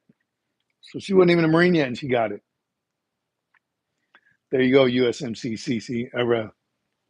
So I made you the Marine Corps Overstreet, gave me one to my buddy, but not to me. What'd you do, Randall? I have one from Overstreet as well. He came to Hawaii, right? He's a big Marine Corps League guy. Is he a Marine Corps Leaguer or the, yeah, huge in the Marine Corps League. He came out to Hawaii, one of the ceremonies at Punch Bowl. Got one from him. He had his cowboy hat on, cowboy boots. He's a good guy. Why didn't he give you a coin? What'd you do? Just Doves. Good to see you again. How's everything? Yes, girls, be nice to each other. Stop pulling your sister's hair. I think the highest challenge coin I ever got was from Sergeant Major Kent during deployment, stacking. When was that stacking? Because Kent came out to see us when that was Iraq also. Yeah, he came out to when I was in Iraq as well. He seemed good. And don't make mom get involved. You better listen to Jared, everyone. Just Doves. I'm 15. One more year can take the ASVAB. I want to join the Marine Corps, by the way. Get some Just Doves. Study for that ASVAB. You want the highest score possible so you can pick whatever job you want. So study. Don't get lazy. And you can take it more than once. You're 15, you're sophomore, you're still young. Yeah, so you got time. So study. Overstreet is a friend on Facebook now. Fellow Marine's brother worked for him. Yeah, he was a good guy. I liked Overstreet. He came out here. I don't know if he's out here. C Shop, era. I was out in December 06, January 08, Al Assad. Is that when I was there? 06. I got to 25 and 05. Yeah, that's what it was. 0331, Jordan, era. Received a coin from Sergeant Major Castle, met Kyle Carpenter while he was in the Corps. Both badasses. I never met Castle, I met Carpenter. Very cool. Yes, and he came to Hawaii also. He did something for. No, yeah. There's a picture of him with his 9mm. At Stress, David, although I had Stress had 3 coins, they've been lost through the sands of time. Hang on to them coins. You young Marines out there, when you get them, hang on to them. I don't display mine yet. I want to. And I will eventually. Sergeant Major Olea, he's not on here, but he built a giant table. Awesome. He's a crafty hands. He's great at building stuff like that, and put all his coins on there and put lacquer over it so they're embedded in there forever. And it's cool. As a Sergeant Major, it was fun is the right word. It was rewarding to hand challenge coins when Marines did well. We get challenge coins as mechanics for not cutting their damn fingers off. There you go. That's good. It's a good thing. You know who else uses them? Other services, other like police, firemen. We have a great friend who's a fireman. He just gave coin to me. It's his firefighter coin. Very cool. Sergeant Stacking. Hurrah. Thank you, brother. You remember that Chief 105 was telling you about the other day? Yes. C Shop is a chat. That's him. Hi, Chief One Officer. C Shop. I saw you. 808. You here in Hawaii stacking? Are you in Hawaii? Appreciate the super chat. Castle was my infantry school instructor, Jarhead Jason. Awesome. Is he as badass as he seems? Want to be a Marine? Do you have any thoughts on that? Logan, yes, go for it. Be a Marine. You can. Be a Marine so you can talk trash the rest of your life. Right? That's enough. They're the coolest uniforms. Yes, go for it, Logan. Stay here. C Shop 808. Where you at? Much respect for senior enlisted. Thanks. And we have much respect for the unicorn. That's why you said unicorn on there. Yes, the Chief Warrant Officer 5. People don't think they're real. I've met a couple and now another one. Good to see you. Thanks for joining us. Where are you in the 808? Couldn't do what I did without him. And that's how you become a successful Chief Warrant Officer or officer in general. That relationship between the senior enlisted. Had some awesome gunners that just, again, it's a team, one team. He was a machine, Robo Grunt. Good to hear about Sergeant Major. Where you at, C Shop? Let us know that. Once a Marine, always a Marine. That's right, Susan. How do I train? Logan, physically fit and mentally tough. The mentally tough part, you got to kind of learn on your own, but physically fit 100%. Learn everything you can about the Marine Corps prior to going. The more you know before you go, the better off you'll be in boot camp. And that's just the beginning of it. That's where it starts. But be physically fit. By the time you go to boot camp, I don't know how old you are, but you should be doing 20 pull-ups at about a 19, 20-minute 3-mile run, and then a 3 or 4 minute plank. You'll be good on the physical fitness side and the knowledge side. So mental toughness, you just got to be ready for that culture shock once you get in. Menachem, here's some for the coin. Thanks, Menachem. Appreciate you, brother. Jordan, I'm proud to be one of your fellow subscribers to your channel because I've learned a lot. I missed the rest of it. Thank you, brother. Appreciate that. Bryce, I'm among the 53% in the survey because there wasn't a category for no opinion. All right. True that USMC chooses your MOS for you if you don't choose anything. Yes, just does. If you don't, you go in open contract and they're going to put you the needs of the Marine Corps. So pick your MOS. And 0331 is a great one. Machine gunner. Get some. You'll join as an 03.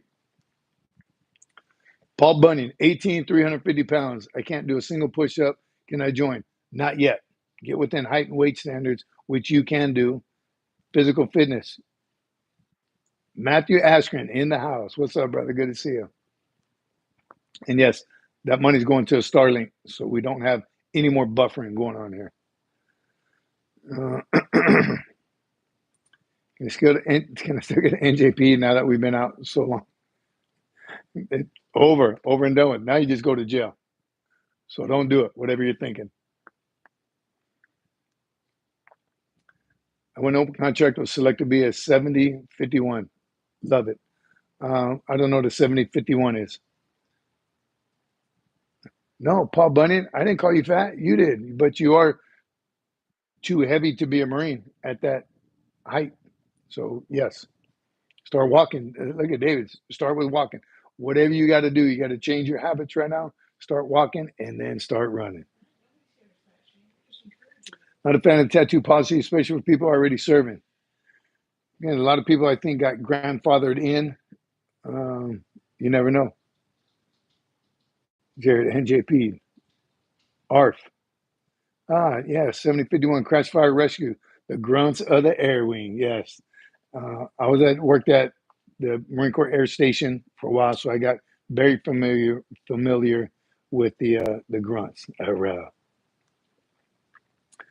The last time I saw a true gunner was in 09 when I was at Station 224. He was, aircraft firefighter rescue. Yeah, those guys are badass. They train every damn day doing them bunker drills. There's some beasts. Paul Bunyan, get with it. SFMF, Ruggins, Semper Fi, my friend. Welcome, Ruggins, welcome. Like and subscribe. Hang out with us. A bunch of warriors talking about warrior stuff. Let's hear it. Can I still join even if I am Russian? You can, and then you get your citizenship later. Talk to a recruiter. I wouldn't be making fun of everybody that's fat. It looked like you got a bad Billings. Yes, absolutely. Big thanks for defending me. But ain't no one getting after you. We want to help you. Here they come. Double click the like button. I was 5'10", 244 pounds, 300 PFT. You have to work on it, Paul. That's how we want to help you, brother.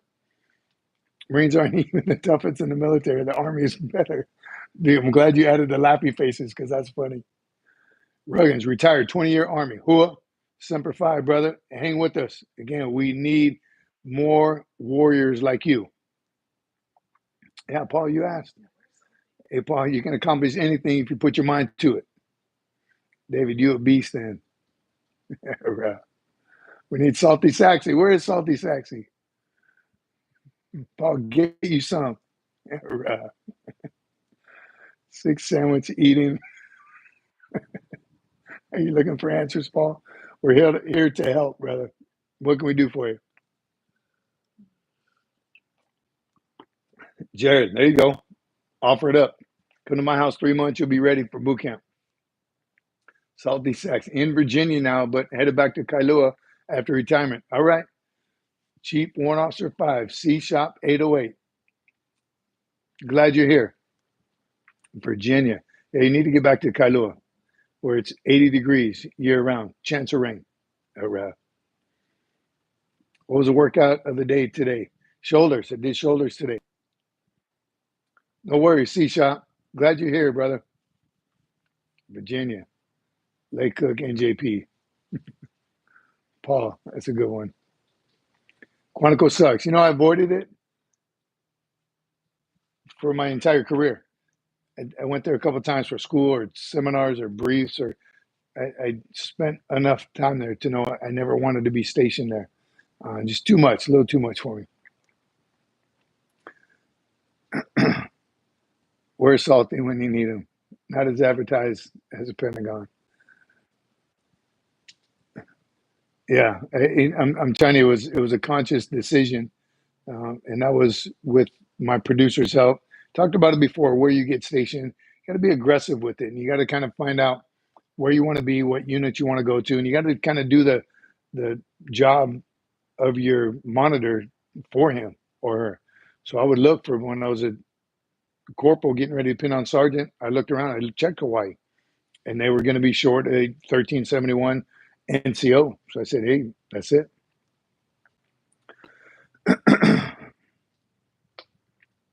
Marines just put you in water training like you're a fish. Amphibious. You know we're amphibious. You got to be able to swim.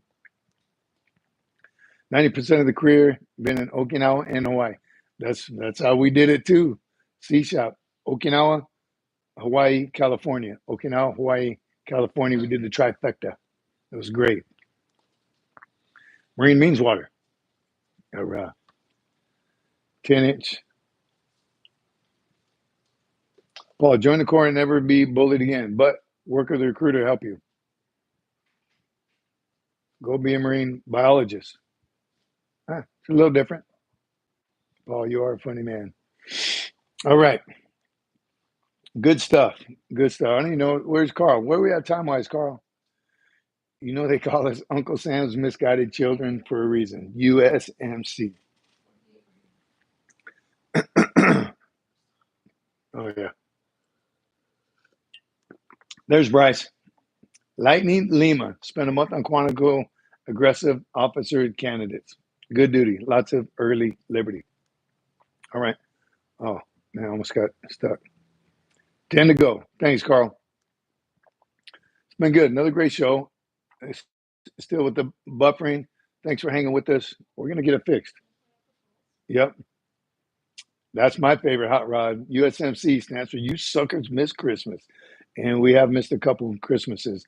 The best was in boot camp, though. I loved being on duty on Christmas as a drill instructor. Air, land, and sea. Era. Do it all. Marines do it all. There he goes again. Blue Falcon, Carl. Easy Menachem. Dave Bryant. Make candy crayons and put USMC on the box. You didn't bring that. We have an MRE pack of crayons. Who sent it to us? Where do we get it from? Crayons ready to eat. CRE. It's in a MRE container. Looks just like an MRE. Crayons ready to eat. Where do we get those from? Because they only ship them in the winter because they're chocolate crayons. They're edible crayons. Genius. They're gonna hit the streets here really soon. Those are awesome. Bananas and Cocoa Puffs. Doc Holiday, have a good night. SFMF family. We'll catch you all on Sunday. Get some. Thank you, Doc. Always a pleasure to have you on here. Semper Fi. Have a great rest of the week, and we'll see you on Sunday. Semper Fi, brother. Marines have thick skin. Your cuts brush off, right? I'm telling you, bring it. Even every now and then we have some trolls on here, but it's more funny than anything else. Good night, Doc. Says Menachem. Holiday on the best.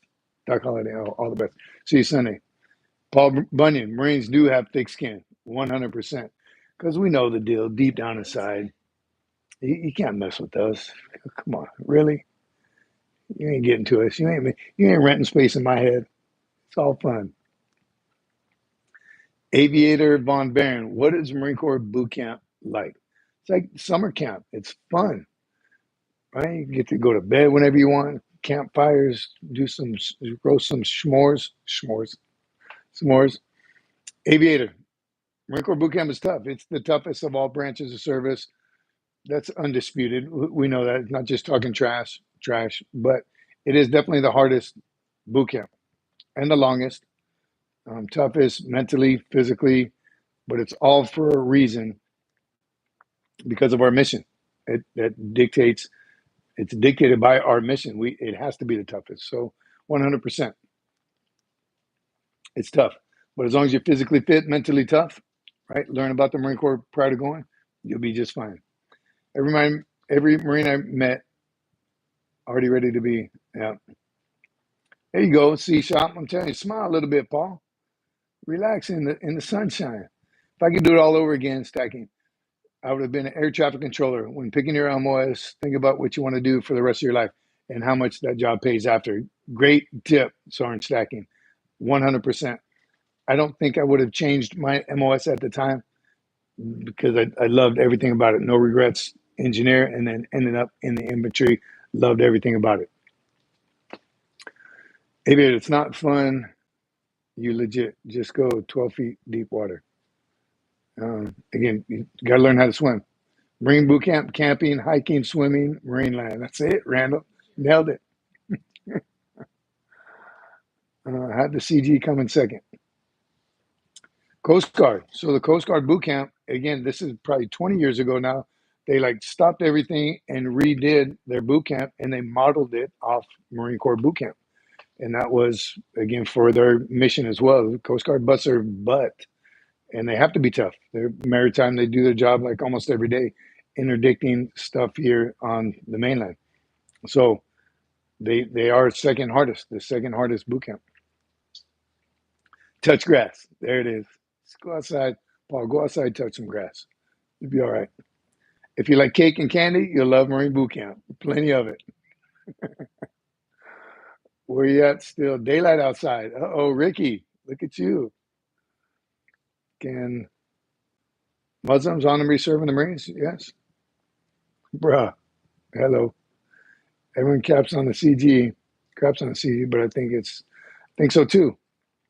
Coast Guard are serious, hard chargers. Again, their boot camp is, check it out, YouTube it. Their boot camp is just like Marines. Jerry, good night, brother. Semper Fi, my friend. Have a good night. Thanks for joining us. We'll see you Sunday. Paul, no one's making fun of you. we want to help you. Ain't no grass here, all snow. Dang, go outside and touch some snow. Coast Guard, the real Navy. Don't touch a brown stuff on the green. That's doo-doo. We all are. Army is the toughest branch. Again, that's funny. You forgot the laughing faces. Definitely cake and candy at MCRD graduation day. Yes, heck yes. After that 3 months of hell, eat whatever you want. Amen to that, David. I missed it. I don't know the story of Rahil. He jumped off the third deck in boot camp. Worried about what happened. That's why I asked if Muslims should serve. And I think it's the individual, right? If you're ready for it. A few up after the warrior breakfast. Yep. Again, Paul, this might not be a channel for you, buddy. Yeah. Thick skin. That's what you need to have. Thick skin. Paul Bunyan, Army's the toughest brand. It's tougher to admit you're a part of. All right. Another great live. Appreciate y'all. David Bryant, yellow snow cones, Norway. Cold weather training. Whatever it takes. The snow gets old after a while. Right? And melted plenty of snow for hydration. And yes, don't eat the yellow snow. Let's hear it, Paul. Look, everyone wants to help you. Everyone wants to help you, brother. Don't eat yellow snow. Randall was the one in the Marines who cooked the food. Yeah. Love the cooks. Man, I'm telling you, there's friends you make in the field. Supply, mess hall, motor T. You got to have all those guys. 100%. Need them. One team. Even the trackers. Yeah, yes. If you're in a tracker, you ain't. We all need each other. It is that combined arms exercises. The pogues, yes, you need us pogues. Infantry can't do anything without the pogues. So it is one team, 100%. Death from within, the cooks. There you go, Paul. Stop making excuses. Just do it. All right. Motor T. You don't talk bad about Motor T. You can, and calm. Don't forget calm. You got to be friends with them too, because you can talk about them, but you can't talk without them.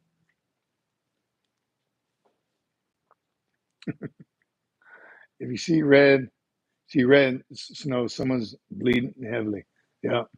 Pogue life, Adam East. I'm telling you. Pogues, talk about them. Talk bad about the pay clerk. See what happens. Talk bad about someone in admin. Who shouldn't you be friends with? Officers? Why? Officers, again, that's one team. I love backroom deals in the Corps. Here we go. DJ. Definitely think we should keep the tattoo policy the same. If it was to give an exception, they'd be fully tatted in the colors you have in your environment for camouflage. Oh, that'd be a good tattoo. Cam me up. You go Annie Banana, don't mess with her. Right there, Corpsman and Supply.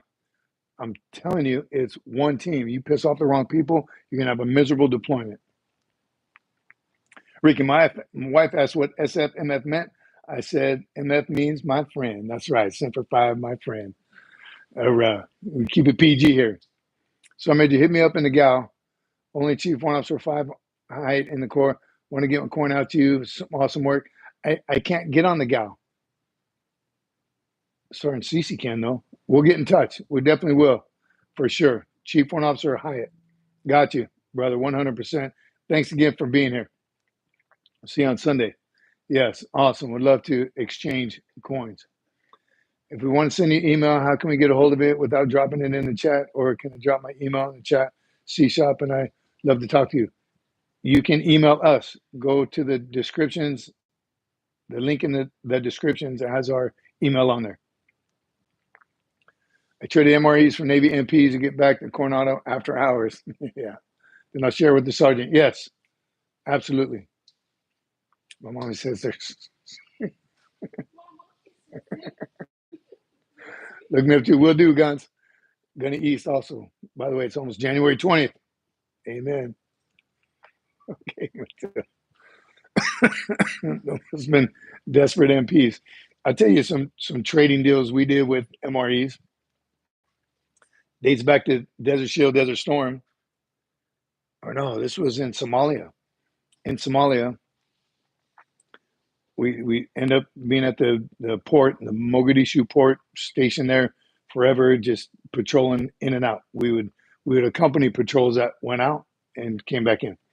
We're a ragtag bunch of Marines out of Hawaii. Me and another sergeant took a platoon. It was great. We didn't know who we fell under, but that's what they use us for. But we were surrounded by other military, other country militaries, the Italians, French, Canadians. I don't remember who, but we're all stationed at the Mogadishu airport at the very end. So every time a plane took off or landed, we got dusted. Great times. But all the other services loved all of our gear, like our K-bars, or any of our deuce gear, or any of our gear, poncho liners, ponchos. They really liked knives for some reason. And for those of you that don't know, the Italians, for one, they get wine with their MREs. So they get cases of MREs, and they call them something different, meals. But they also get cases of wine, and they drink wine with every meal. So, of course, what do you think the Marines were trading everything for? I mean, we saw Marines go to the Italian tents at night with the Humvee wheel, just with a shovel. Anything American, these Italians were trading for their wine. French too. French had some wine. They were pretty cheesy though, chintzy. They wanted like a K-bar for one bottle of wine, and there were boxes of wine anyway. But they had cases like we get our juices in boxes. That's how they would get their wine with their MREs. Pretty crazy. In combat, right? Americans don't drink alcohol in combat. Remember, they would send us near beer, and we try and, I don't know, never. Right there, Turkey, made crazy deals in Turkey. Other countries, again, and they never had any problems with it. You know, you give Marines cases and cases of wine, something's bad's going to happen. So maybe they just need to train us differently. These guys never had problems. Got a trading deal story. I missed it. C-Shop. Put it back up there. I'd like to share it. Marines would trade most anything for a drink. Yes, I'm telling you, these Marines were trading their T-shirts, underwear, socks, boots. Right? Marines come, I need supply. I don't know what happened to my beanie. I know what I see on empty boxes of wine by your rack. That's what happened to it. But yes, it got crazy. Bladders. I remember Motor T were taking over their water bladders. Who knows what they just wanted any U.S. gear. Marines don't do a lot of things. Marines will trade most anything, without a doubt. Good times. Camelbacks. What we did find out from the Italians were the toughest of all those other countries that we were serving with at the time. I don't know what it was. You know, U.S. follows the rules of engagement, ROE. Our biggest threat leaving friendly lines was the civilians in Somalia. We didn't know who was good or who was bad. It's terrible. It was just a terrible situation. So every time we left, you heard about the sling rocks. These kids were expert, right? They qualify on their slingshot range expert 100% of the time. And it was just a little sling, leather strap. They'd find a rock and they sling it, and bam, they hit you right in the face. But Americans, ROEs, you know, we can't do anything. You can't shoot them because it's just the rock. But they're accurate and deadly with those things. The Italians didn't have the same rules, or maybe they did. They just didn't follow them. So they would leave enemy lines. They wouldn't shoot these guys, but they had their axe handles. And anyone that came up to their vehicles, their tanks, their Humvees, they just ding, ding, ding, just bat them as they. So we would integrate our patrol, Italian vehicle, Americans, Italian Americans. We'd integrate. So and the locals learned right away, you don't mess with those guys. So we were safe. So tell me to get off my butt and run. Get after it, Manaka. No excuses. 1% better every day. Watch that pull-up video. Listen to the guy talking. Right? That's some motivation for you. Marines will trade most anything for a drink or Skittles from an MRE on the field. Yep, the Skittles are the best. David Bryant, SF family, good night. Jared, Menachem too. Good night, David. Thanks for joining us, brother. We'll see you Sunday. Those Skittles are jacked, but still crack. Skittles, love them. Any chance remembering what site you got that green shirt that you have? As Bulldog says, first to fight on the collar. Sergeant Major Jibbs. That's his name. I don't remember. Do you know where we got that shirt? Anyone on the production team? It's the picture of Sergeant Major Jiggs. Yeah, someone on here got it. Where you at, CC fam? Jared, Simplified Devil Dogs. Good night, David. Take care, David. Thumbs up. Menachem, I hear you. What always helps me is listening to Cadence. Still gets me pumped. It is a badass shirt, Ricky. I like that one too. I was gonna wear it the other night. I'm gonna wear it on Sunday. Good night, Wilfredo Cruz. Only Skittles, no charms, no charms. Everyone knows the story of the charms. Don't eat the charms in the field. The green charm, is it the green one or is it the red one? Eat the charms in the field. It's gonna rain. It's an old grunt tale, but I think it's true. Don't eat them. Yes, Roman Cadence all the time. That's it. The charms curse is if you eat the charms while you're in the field, it's going to rain. That's an old grunt tale. I think it's true. So don't let anybody catch you eating them. Right, as soon as you get them in the bag, that's why you see someone. You know when they got a packet of charms, you start looking around who's on because you want them because they're good. So you got to hide them and eat them later. If it rains, they say, "Who ate the charms?" Bryce, always want to see a silent drill team. Maybe someday.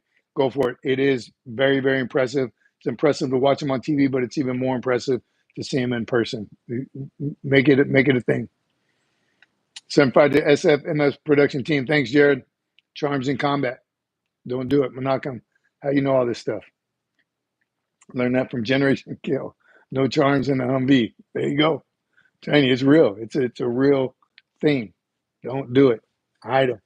Don't eat them. Just put them right back with your trash. Roll it up, get rid of it.